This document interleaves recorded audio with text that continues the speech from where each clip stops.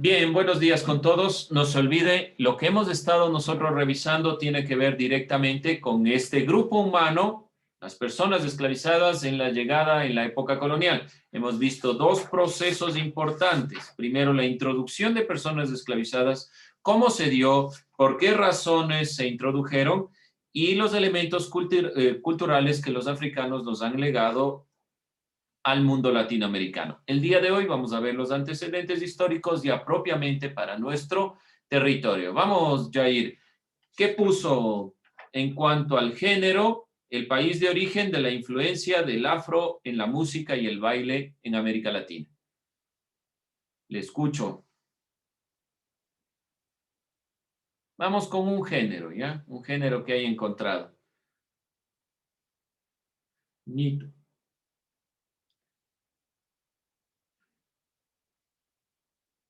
Vamos, Jair. Ya estoy listo, Lisa me dijo. Vamos. El benga. ¿El qué? Benga. ¿De dónde es eso? Es un género africano, dice. ¿Qué país?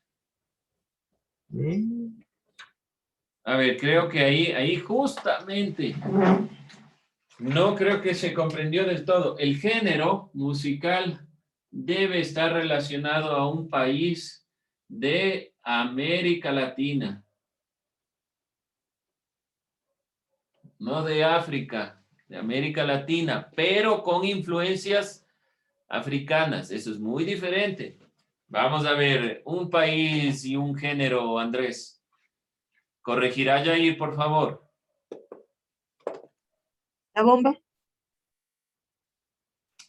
La bomba, yo ya dije. Otro. Ah, perdón. Vamos, Andrés. La cumbia de Colombia.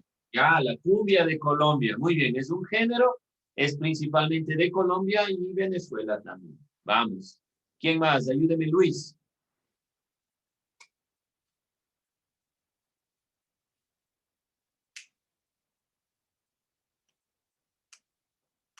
Otro género, rapidito. Rápido, rápido. Eso debe tener ya hecho. Solo les pedí 3 géneros. ¿Y a qué país pertenece? Vamos, señor Kimis. Vamos, vamos, se nos va el tiempo. Prenda su audio y dígame un género y el país de origen.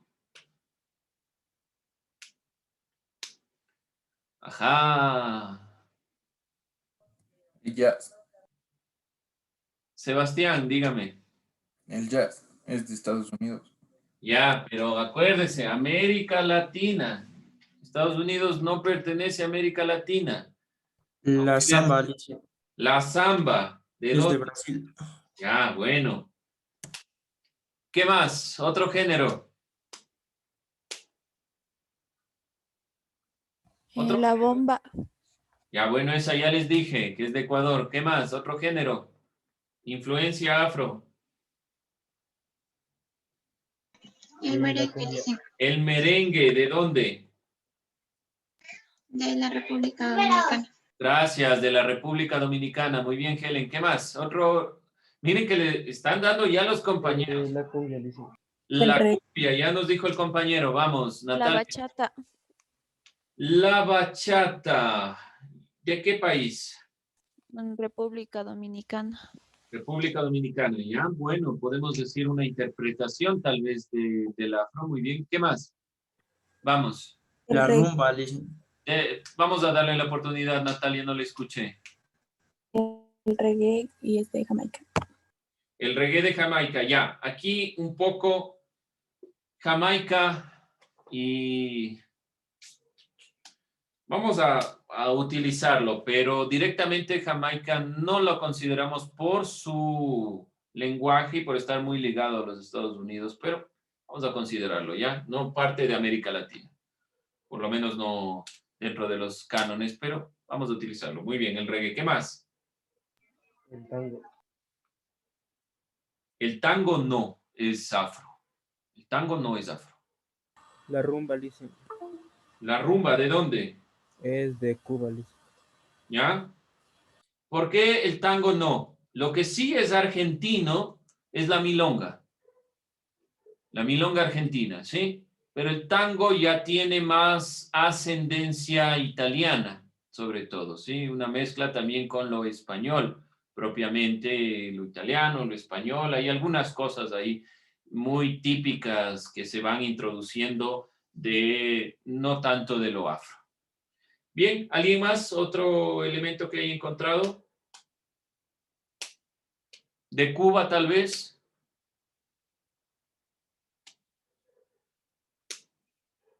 La rumba. ¿Algo más de Cuba? ¿De Cuba? ¿Alguien encontró algo de Cuba? El son, le dicen, es cubano. El danzón cubano, ya. Muy bien.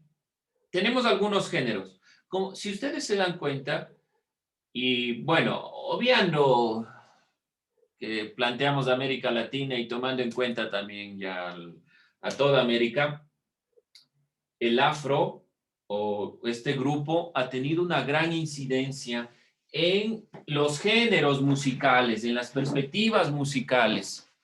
Puedo olvidarme de algunos, puede ser que algunos otros tengan alguna pequeña incidencia y que yo no la haya tomado en cuenta, pero sobre todo las que ustedes han nombrado tienen una mayor incidencia. Es clara la incidencia en su baile, en la música muy cargada de,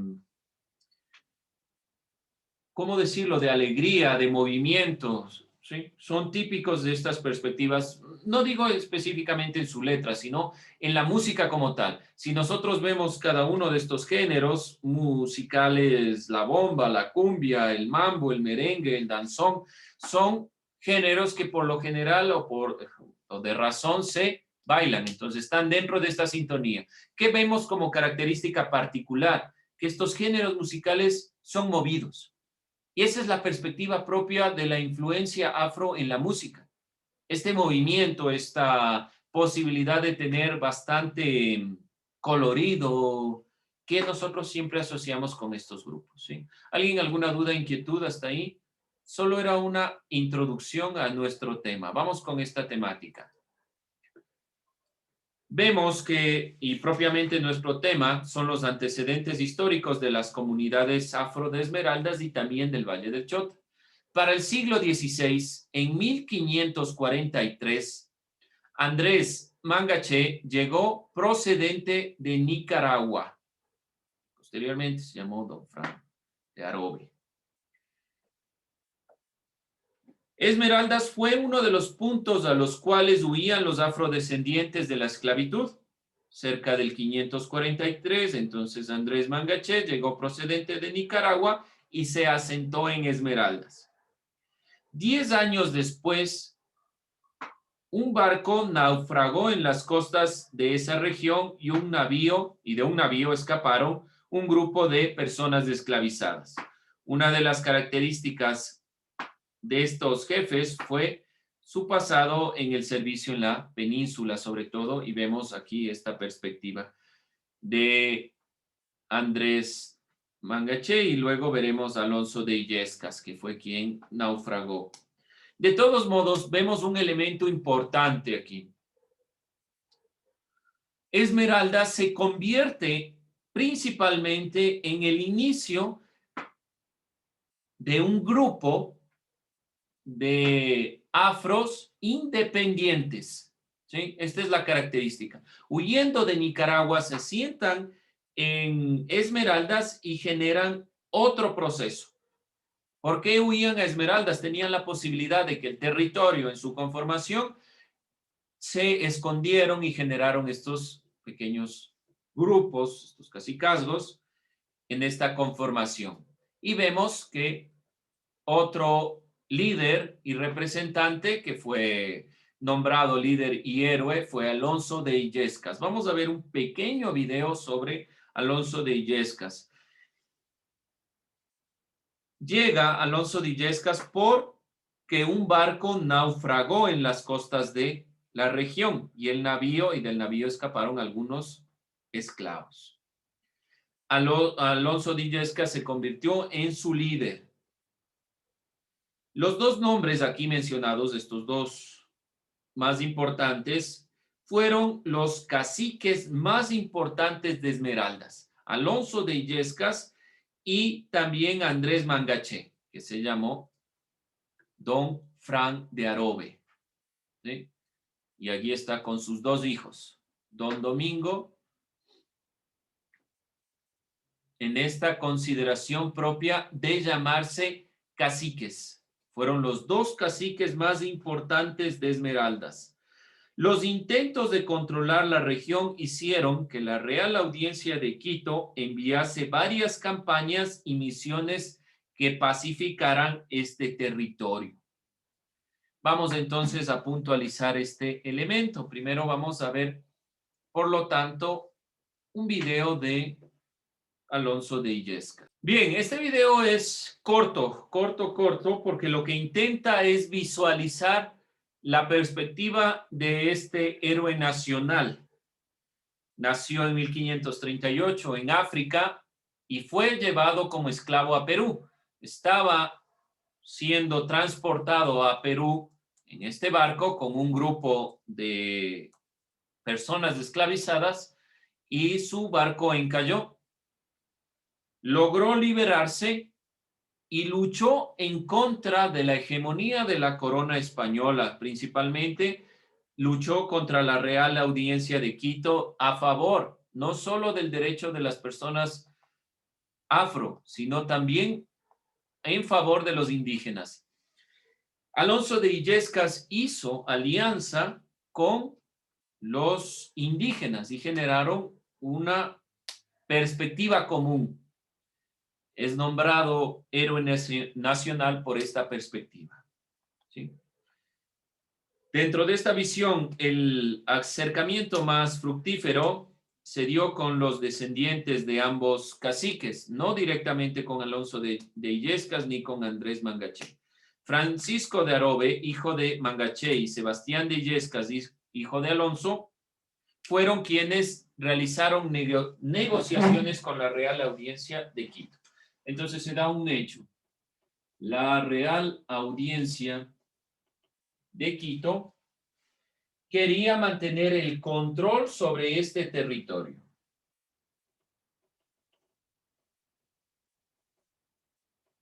No se logró ningún tipo de alianzas, sino con los hijos de estos dos caciques.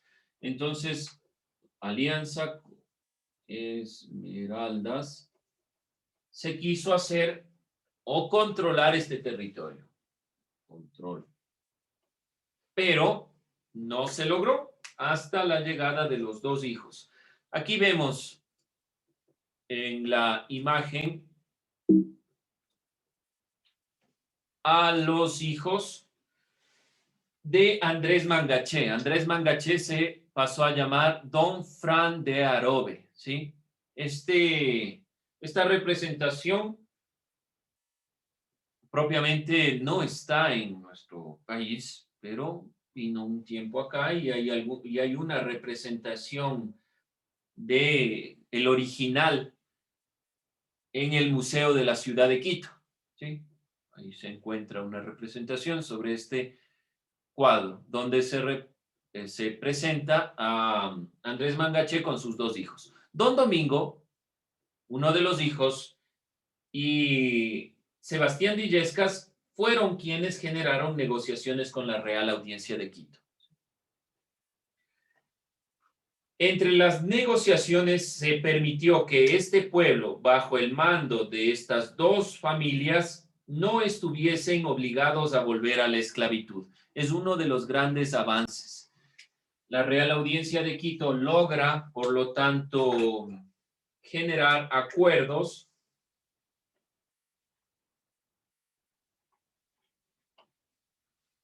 con los caciques, con los hijos de los caciques de Esmeraldas.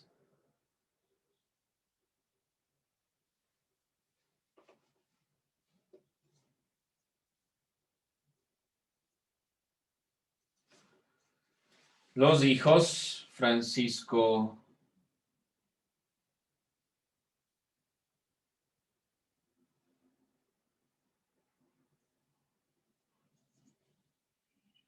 Arobe,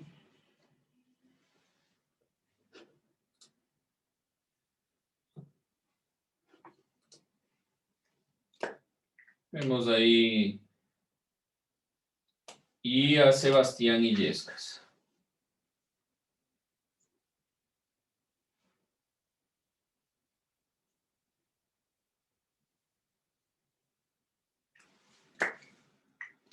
Bien, dentro de esta consideración se logró principalmente que no regresen a la esclavitud, que es uno de los elementos más relevantes en esta consideración de lo propio en cuanto a la esclavitud. Por eso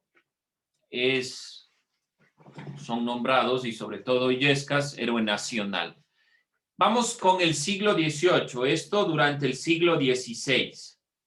Durante el siglo XVIII, Pedro Vicente Maldonado procuró abrir caminos hacia Esmeraldas para incentivar la minería. Y vemos a Pedro Vicente Maldonado.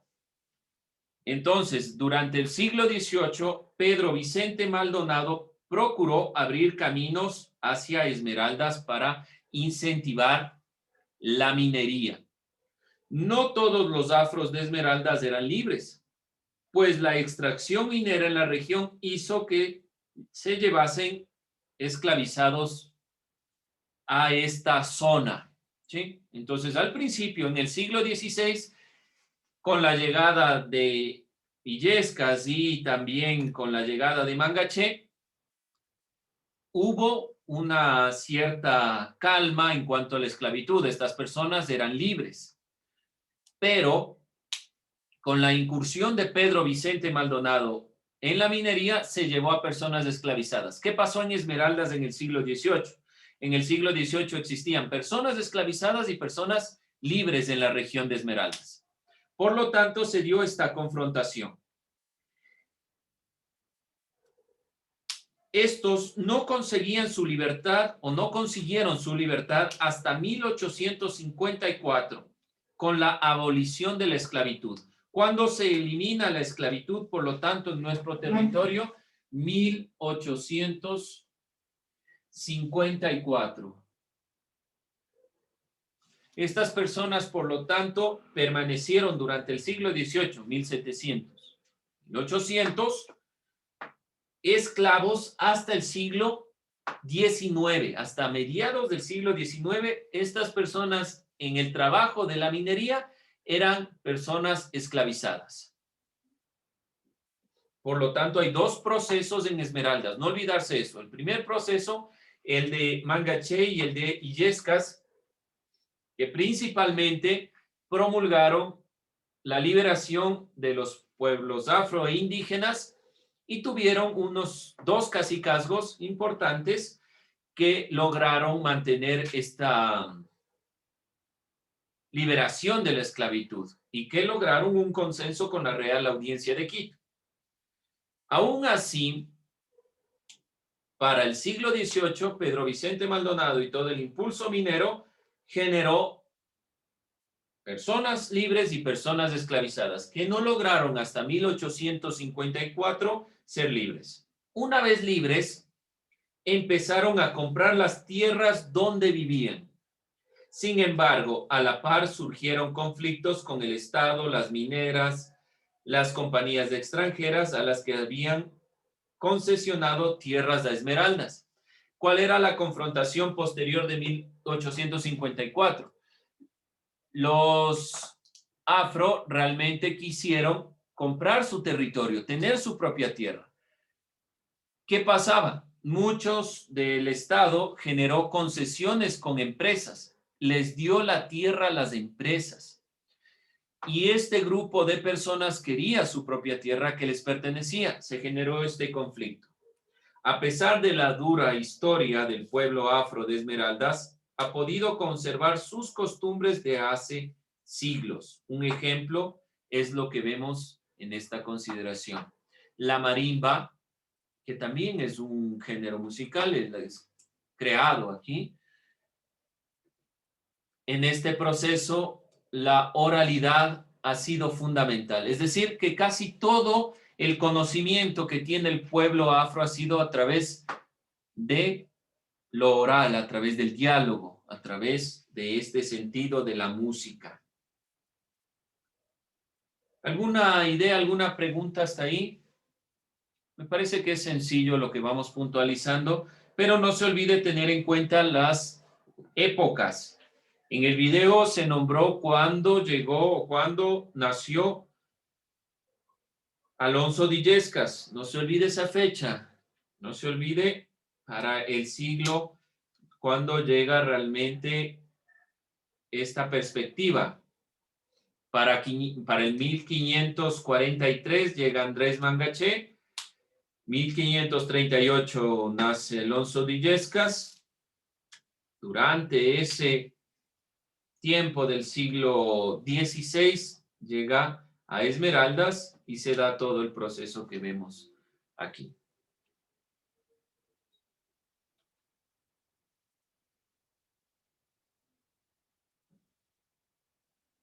Bien, ¿alguna duda, inquietud?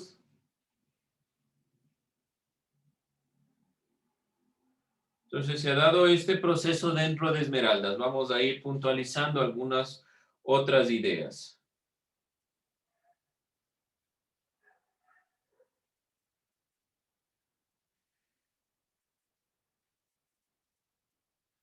El lienzo que les mostré al principio se encuentra en el Museo de América en España, en Madrid, España. Realmente muchas de las obras sobre Ecuador y América Latina en general no se encuentran en nuestro país, lamentablemente. La obra original de, por ejemplo, la Virgen del Panecillo, que es la Virgen de Legarda, una de las esculturas está en Nueva York, así como se encuentran muchas cosas en España sobre el Museo de América. Vemos también esta consideración que se encuentra ahí. Una de las representaciones, como les digo, estaba dentro del Museo de la Ciudad en Quito, pero obviamente no son los originales. Vino alguna vez ese original, gracias a un convenio con el Ecuador, a la Casa de la Cultura Ecuatoriana. Es importante que nos empapemos de estos elementos porque son parte de nuestra historia. Todo esto conforma nuestra historia. Ustedes pueden decir, no, eso le pertenece al pueblo afro, o no, eso no. Todos somos en realidad mestizos y pertenecemos conjuntamente a cada uno de estos pueblos. Somos todos parte de, así que es importante tener en cuenta estos elementos. Vamos con los afros del Chota. Vamos con los antecedentes históricos. Los antecedentes históricos del pueblo afro de Imbabura no fueron los mismos que los de Esmeraldas. En la Sierra Centro-Norte, las condiciones de esclavitud no fueron iguales que en las minas y la posibilidad de escapar no fue similar que en las selvas esmeraldeñas. No era igual el territorio, la conformación. ¿Por qué llegó Mangaché a Esmeraldas? Porque si ustedes ven la conformación del territorio esmeraldeño, tiene bastante lugar o lugares donde esconderse. Ustedes pueden decir, pero no, pero dicen, ahí está la playa y todo. Bueno, realmente dentro de la conformación de Esmeraldas, su conformación netamente selvática le permitió a Mangaché y a Illescas tener un cacicazgo. En cambio, en el Chota fue muy diferente, en Imbabura. Los afrodescendientes que llegaron a Pimampiro, al Chota, a Mira y a Otavalo, fueron comprados para realizar actividades dentro de las haciendas de la zona. Ese fue el objetivo. Como vemos ahí también en la imagen, no se olvide, los afrodescendientes que llegaron a Pimampiro, el Chota, Mira y Otavalo fueron comprados para realizar actividades de hacienda. En cambio, los afros que llegaron principalmente a San Lorenzo fueron a las minas. Y el resto de afros del siglo XVI llegaron huyendo o de Nicaragua o por el barco que encalló cerca de las costas. En cambio, los afros del Chota fueron llevados para la hacienda. Esto quiere decir que incluso su contacto con las poblaciones nativas indígenas fue diferente del caso de los esmeraldeños. ¿Cómo se contactaron los esmeraldeños?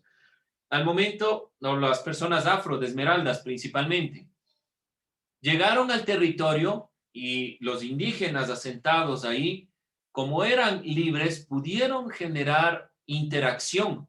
En cambio, los afros del Chota no tenían esta posibilidad, no tuvieron esta consideración como si lo tuvieron los esmeraldeños. Bien, jóvenes, vamos a ir cerrando ahí. Comenzaremos la siguiente clase nuevamente con los antecedentes de los afros del Chota. Bien, jóvenes, no se olvide, estos elementos que nosotros estamos revisando tienen un objetivo, principalmente que usted se empape de la realidad de nuestro país y que compare los sucesos que se están dando aquí en comparación de tal vez las otras ideas que siempre hemos nosotros revisado. Vamos a tomar lista y con eso